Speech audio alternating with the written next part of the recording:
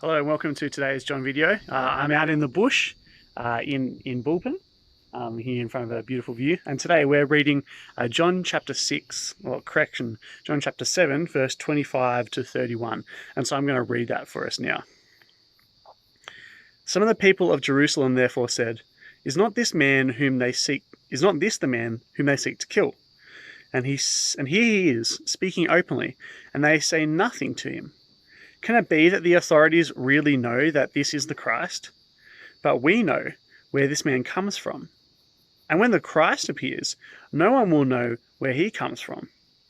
And so Jesus proclaimed as he taught in the temple, You know me, and you know where I come from.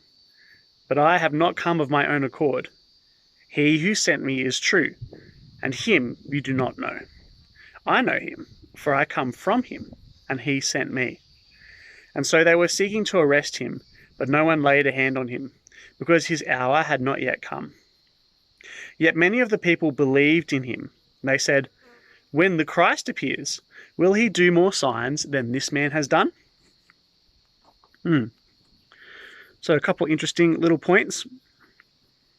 I think, it's interesting that they place a lot of value on where Jesus comes from, on who his family is, who his mum and dad is. So that's kind of off the bat, that was something that was quite interesting to me. I think a couple of questions I had.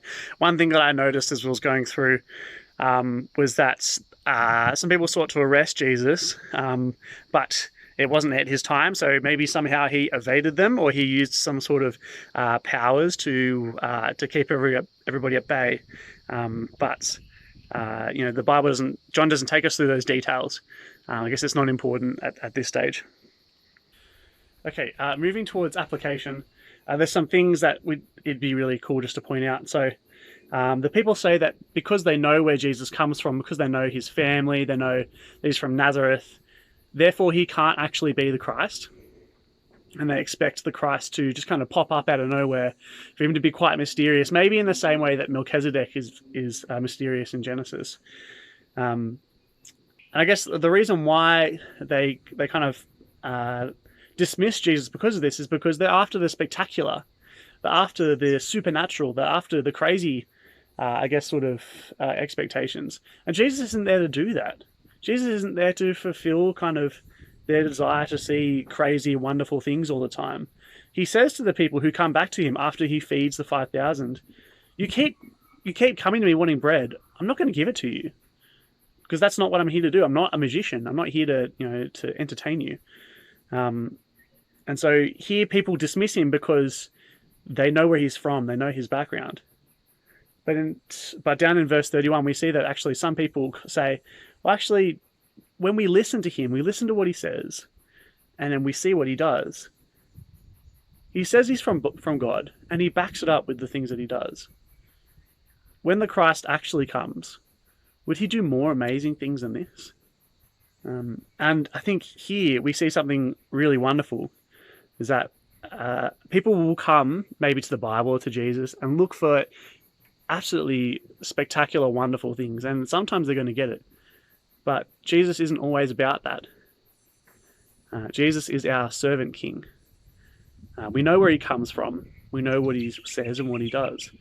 And if we come to him and we allow him to speak into our lives like that, then we're always going to find the wonderful saving king that he is.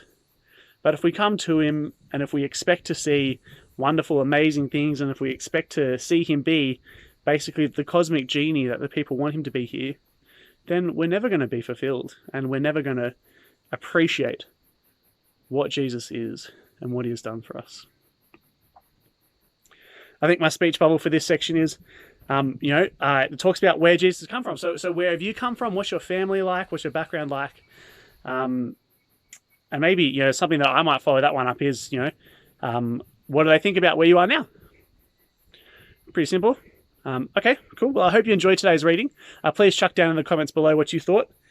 All right, well, I'll see you in tomorrow's video, and grace and peace to you.